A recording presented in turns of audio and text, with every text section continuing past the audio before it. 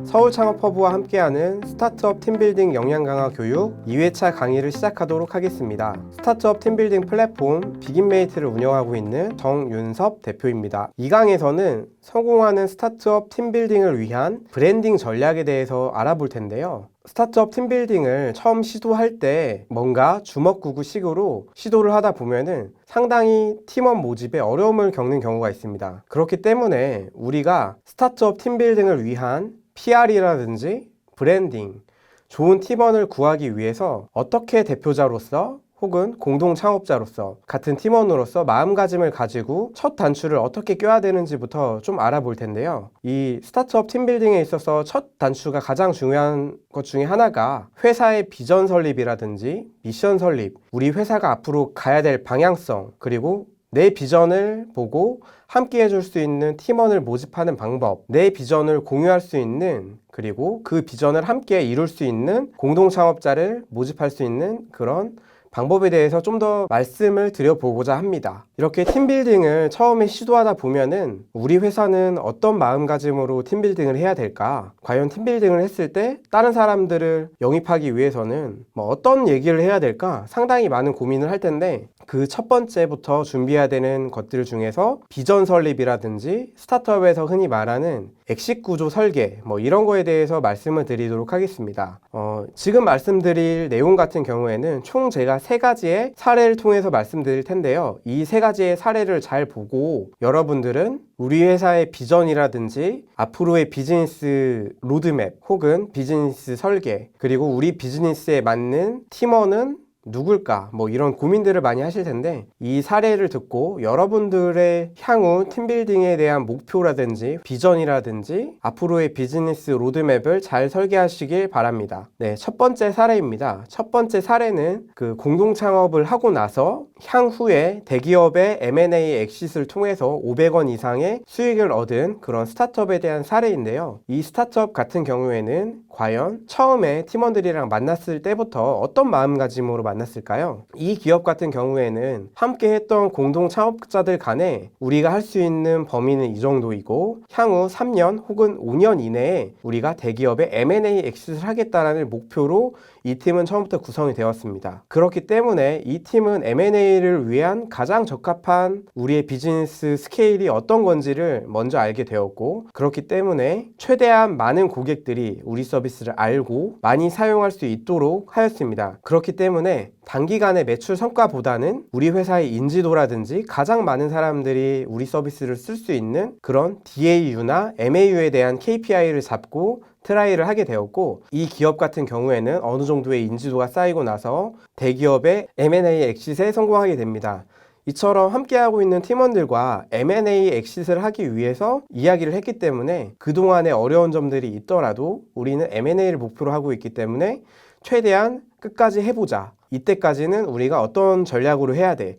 이런 것들을 목표로 했기 때문에 실제 M&A까지도 성공을 했다라고 저는 생각이 들고 있습니다. 그리고 두 번째 사례 같은 경우에는 어떤 스타트업에 대한 또 사례입니다. 이 스타트업들은 실제 대한민국 코스닥에서도 상장을 했던 스타트업으로 처음에 함께했던 공동 창업자들 간에 우리 회사의 매출이 나오지 않더라도 최대한 많은 사람들이 하루에 한 번은 우리 서비스를 쓸 때까지 우리는 포기하지 않고 끝까지 간다라는 목표가 있었고, 그리고 우리는 상장을 꼭 하겠다라는 그런 목표가 있었기 때문에 마이너스 1,000억, 마이너스 3,000억 이상의 빚이라든지 적자를 봤을 때도 끝까지 함께했던 공동 창업자들과 버티고 상장까지 이르게 됩니다. 근데 대부분의 스타트업 대표님들께 제가 강의할 때 말씀드리는 게 있는데, 대표님들 혹시 여러분들이 100억 이상의 빚이 있다라고 생각하셨을 때 공동 창업자나 혹은 대표님께서 이 빚을 견딜 수 있냐라고 물어봤을 때 대다수의 스타트업 대표님들은 100억 이상의 빚이 있었을 때 나는 정말 힘들 것 같다, 이런 멘트들도 많이 하시는데, 함께 하고 있는 공동 창업자들 간에도 우리 회사가 상장을 할 때까지 얼마 만에 빚이 질 수도 있고 아니면 단기 순손실이 몇 천억까지는 날 수도 있는데 함께 인내하고 함께 갈 수 있냐, 이런 생각도 짤 수도 있고, 혹은 여러분들이 함께 하고 있는 팀원들이 이런 마이너스 몇 천억이라든지 혹은 단기 순손실 혹은 빚이라든지 이런 거가 왔을 때 견딜 수 있는지 없는지도 잘 생각해 보시면서 상장 모델을 꿈꾸고 계시는 스타트업 대표님들이나 함께하고 있는 공동창업자들 간에서 이런 비즈니스 로드맵을 잘 설계하셔야 될 것 같습니다. 그리고 세 번째 사례 같은 경우에는 약간 워라밸성의 스타트업 사례인데, 이 스타트업 같은 경우에는 우리 회사가 뭐 예를 들어서 100억의 매출, 1000억의 매출, 뭐 10억의 매출, 어느 정도의 매출액이 도달했을 때 함께 하고 있는 공동 창업자들이라든지 함께 하고 있는 팀원들 간에 어느 정도의 뭐 매출액 혹은 월급을 받는 수준에 이르렀을 때 하드워킹을 하지 않고 어느 정도의 워라밸을 즐길 수 있는 사람들 간에 구성이 되는 사례도 있습니다. 그렇기 때문에 여러분들 처음에 팀빌딩, 브랜딩을 할 때 우리 회사나 우리 팀은 어떤 것을 목적으로 앞으로 나아갈지, 그런 비즈니스 로드맵과 이런 우리가 설계한 비즈니스 로드맵을 함께 실현할 수 있는 팀원이 누굴까, 이런 고민들을 상당히 많이 해보셔야 될 것 같습니다. 처음에 팀빌딩을 구성할 때 가장 큰 핵심을 가지고 있는 사람을 우리가 사전적인 의미로 키맨이라고 하는데, 이런 키맨 같은 경우에는 기업과 같은 조직에서 문제 해결 과정이나 의사결정 과정을 할 때 가장 핵심적인 역할을 할 수 있는 수준의 힘을 가진 사람, 뭐 이런 사전적인 단어가 있습니다. 대체적으로 창업자라든지 공동창업자, 뭐 이런 분들이 대체적으로 키맨이라고 할 수 있는데요. 이 키맨을 하고 계시는 여러분들께서는 현재 우리 회사의 팀빌딩을 어떻게 구축할지 상당히 많은 고민을 해보셔야 될 것 같습니다. 앞서서 세 가지의 팀빌딩 사례에 대해서 말씀을 드렸고, 키맨에 대해서 얼마나 중요한지에서 말씀을 드렸는데, 그렇다면 성공하는 스타트업 팀빌딩을 위한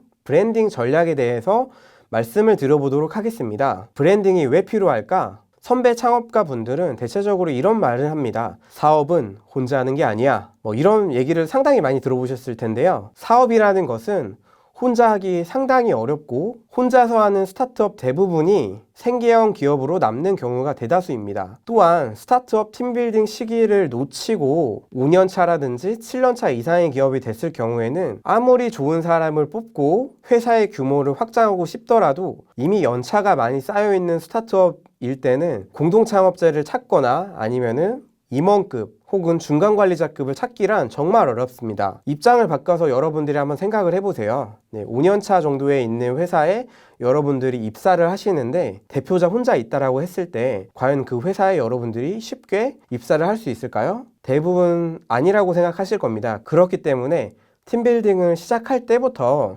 좋은 사람들과 팀빌딩을 할 수 있도록 이러한 팀빌딩의 브랜딩이 중요하다고 저는 생각이 듭니다. 처음에 그럼 스타트업 팀빌딩을 위한 브랜딩은 어떻게 하면 될까라고 생각을 했을 때, 현재 혼자 하고 계시는 대표님도 계실 거고 2명에서 5명 사이에 공동창업자라든지 이미 회사를 설립하고 나서 직원이라든지 임원, 뭐 이런 분들과 함께 하고 계시는 분들이 있을 겁니다. 그런데 스타트업은 스타트업 기업이 곧 스타트업 대표다라는 말이 있습니다. 이처럼 스타트업 대표가 회사를 곧 대변할 수 있는 그런 중추적인 브랜딩 역할을 하게 되는데요. 또한 처음 스타트업을 시작하시는 분들은 대체적으로 팀 내에 인사 담당자라든지 브랜딩, 뭐 PR 담당자가 없기 때문에 팀빌딩을 위한 브랜딩은 더더욱이 생소하실 것입니다. 스타트업에 있어서 팀빌딩은 뭐 키맨이 가장 중요한데, 키맨이 대체적으로 대표가 되실 건데요.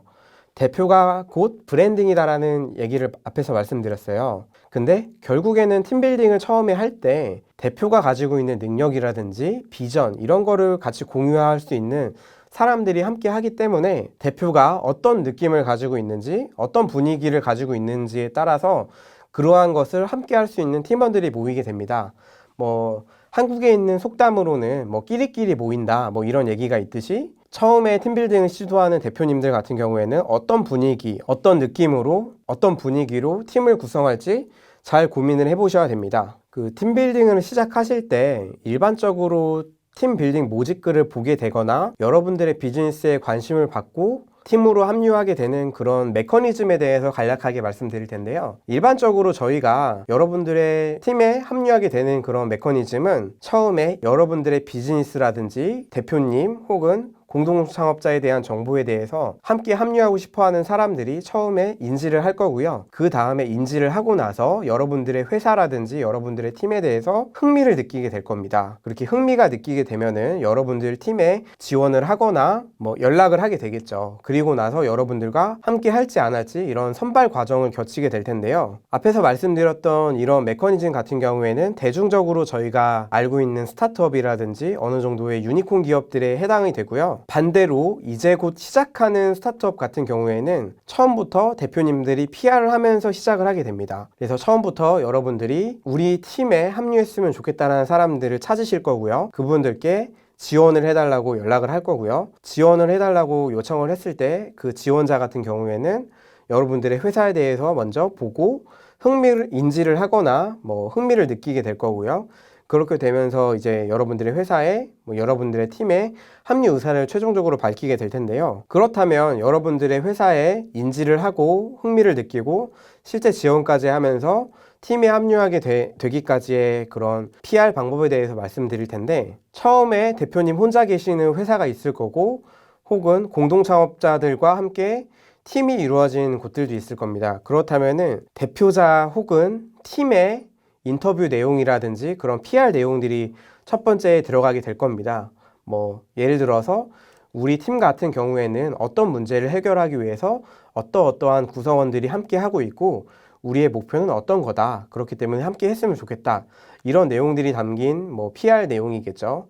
그 다음에는 솔직하고 세심한 배려가 느껴지는 팀빌딩 내용인데, 이 내용 같은 경우에는 모든 스타트업들이 처음부터 급여를 줄 수 있는 환경이 아닌 경우도 있고 줄 수 있는 환경일 수도 있기 때문에 여러분들이 솔직하게 현재 우리의 상황은 어떻고 언제부터 언제까지 그 MVP 모델을 만들고 나서 언제 정도의 수익이 나면은 그때부터 수익을 공유하겠다. 혹은 우리가 현재 정부 지원 사업이라든지 민간 투자 유치를 성공을 했거나 이때쯤 시기에는 우리가 조달을 할 예정이기 때문에 이때쯤에는 정상적으로 우리가 급여를 줄 수 있다. 혹은 스톡 옵션을 주겠다. 뭐 여러 가지의 내용들이 있을 텐데 이런 것들을 솔직하게 말씀을 해주셔야 될 거고요. 이러한 내용들을 뭐 회사 홈페이지라든지 혹은 블로그, 뭐 팀빌딩 사이트, 혹은 채용 사이트, 뭐 커뮤니티 이런 곳들에 올리면서 여러분들이 실제로 만나보셔야 됩니다. 뭐 이런 실제로 올렸던 글들에 대해서 뭐 지원자라든지 이 글을 보고 어떻게 느끼는지,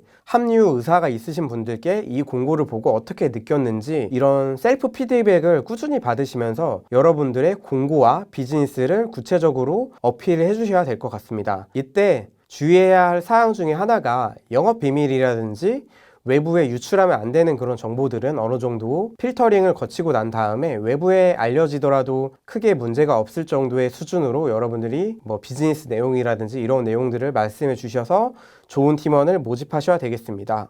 팀빌딩 관련된 브랜딩이라든지 PR에 대한 사례는 비긴메이트의 사례를 통해서 말씀을 드리겠는데요. 여기 보이시는 내용처럼 저희 스타트업 팀빌딩 비긴메이트 같은 경우에는 창업진흥원 관련된 인터뷰 내용이라든지 보도자료 속에서 우리 스타트업 팀빌딩 플랫폼 비긴메이트가 어떤 방향으로 하고 있고 어떤 팀원을 모집하고 있는지, 그리고 비긴메이트 사이트라든지 아니면은 블로그, 여러 커뮤니티 사이트 이런 곳들에서도 저희가 자체적으로 어떠한 비전을 우리는 가지고 있고 어떤 팀원을 모집하고 싶은지, 그리고 향후 우리의 목표는 뭔지 이런 내용들이 담겨진 내용을 외부에 PR하면서 좋은 팀원들을 모집하기 위해서 꾸준히 노력하고 있습니다. 지금 보이시는 이 내용처럼 여러분들도 한번 참고해 보셔서 좋은 팀원들을 모집할 수 있도록 브랜딩 전략과 그리고 팀의 PR 방법에 대해서 많이 공부를 하시면서 노력을 해보셨으면 좋을 것 같습니다. 이 강에서는 성공하는 스타트업 팀빌딩을 위한 브랜딩 전략에 대해서 알아보았는데요. 3강에서는 성공하는 스타트업 팀빌딩을 위한 팀원 모집 전략에 대해서 알아보도록 하겠습니다. 긴 강의 들어주셔서 감사드리고 3강에서 뵙도록 하겠습니다. 감사합니다.